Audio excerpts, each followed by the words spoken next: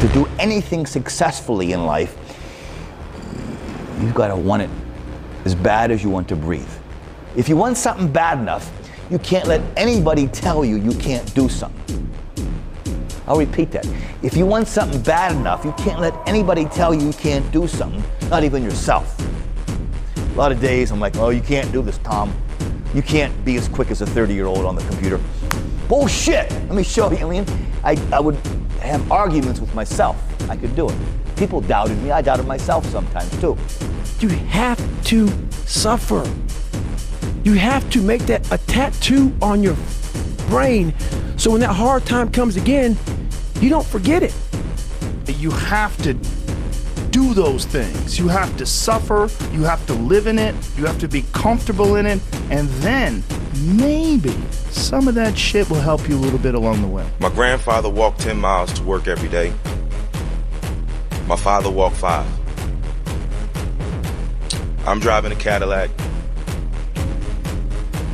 My son is in a Mercedes. Said my grandson will be in a Ferrari. But he said my great-grandson will be walking again. So I asked him, I said, well, why is that? And he said to me, tough times create strong men. Strong men create easy times. Easy times create weak men. Weak men create tough times. He said to me, many will not understand, but you have to raise warriors. Hard times create hard men. Hard men create soft times. Soft times create soft men. Soft men create hard times. We are now around soft men and hard times. The world belongs to optimists. Because if you're going to do anything big, you have to believe that it can happen.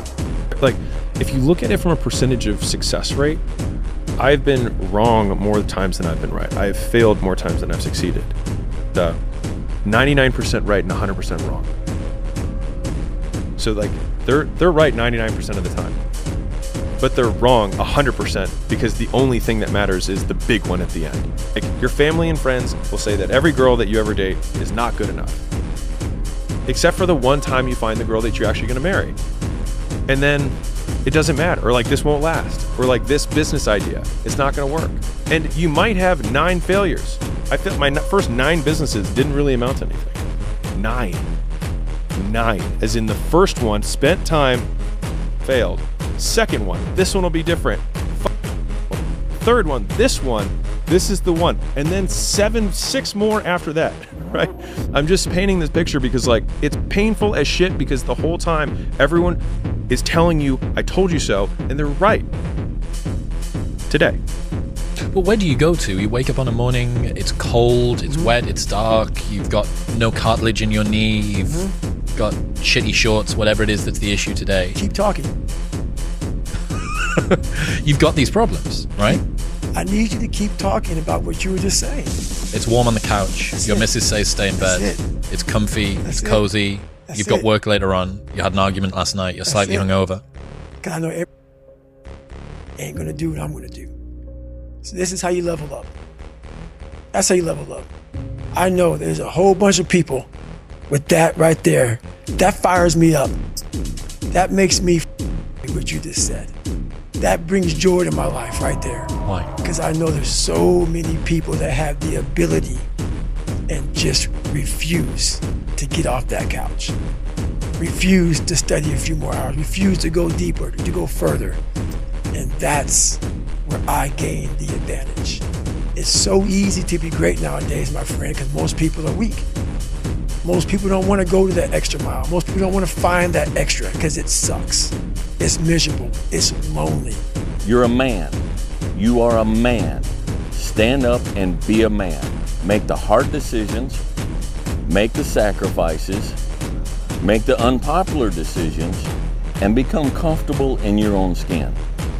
And if you are not a person that you are comfortable being alone with, that is the one person in this universe that you have full power, full right, and full responsibility to change. Being a winner is a curse. It doesn't matter how much you've won before. You're not a winner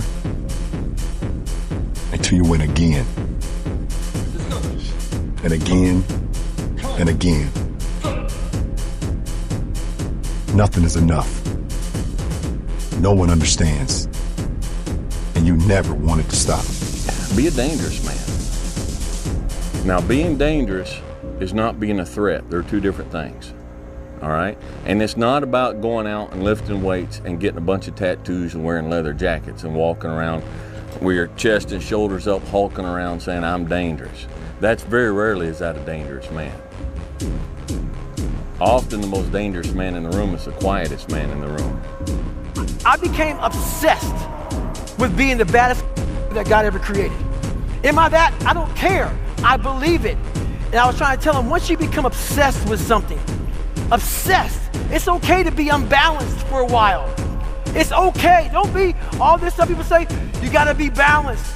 To be the best in the world at what you do. It's not about being a Navy SEAL, people. The best at what you do, you have to be unbalanced to find every bit of energy and strength that you have to pull it off. Then you get balanced once you become great. If you don't have the mindset that you're the best ever, you've failed already. So if you don't have the mindset that you are the best reporter ever, then you already failed. And that's been my mindset since I can remember. That will be my mindset as long as I can remember anything, that I am the best ever at what I do. And every day that I step on the basketball floor, I will strive to be that. But my mindset will always be as such, as I am the best to do what I do. And that'll give me a shot at being the best. But before you can ever reach anything, you have to believe it. You don't just mistakenly become great at something. It's hard when you're young to wake up in the off season at 6 a.m. to go train and work out, knowing that all your friends are sleeping in and eating pancakes. It's hard when you're on your way to practice, weighed down with all your gear, and it's 90 degrees out and all the other kids are at the pool or at the beach, and your body is already completely exhausted from workouts in 2-a-days. It's hard to throw, catch, block, and tackle, and hit kids when they're way bigger and way more developed than you, only to go home that night bruised and battered and strained, but knowing you have to show up again the next day for just the chance to try again. But understand this, life is hard.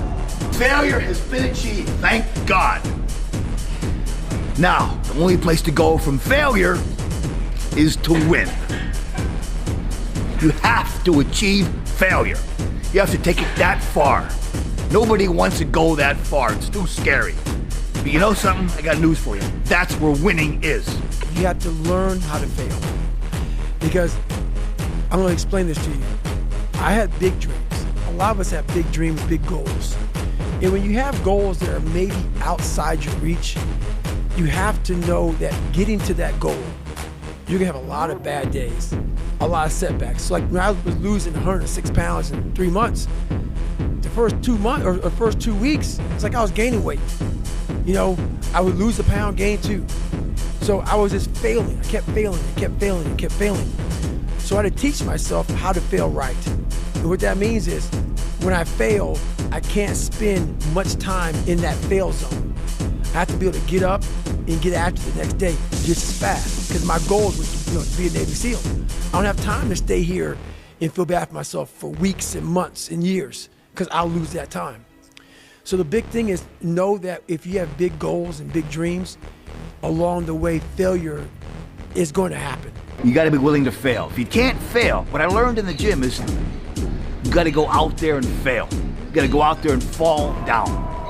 Most people who've won big have failed big, okay? You know, so even you know. And what I promised myself as a little boy, I said I can never leave the gym knowing I have 5% left. That 5% is magic. That's the magic place where very few people go. The truth in front of you is it sucks. It's painful. It's mind-numbing. And that is the truth.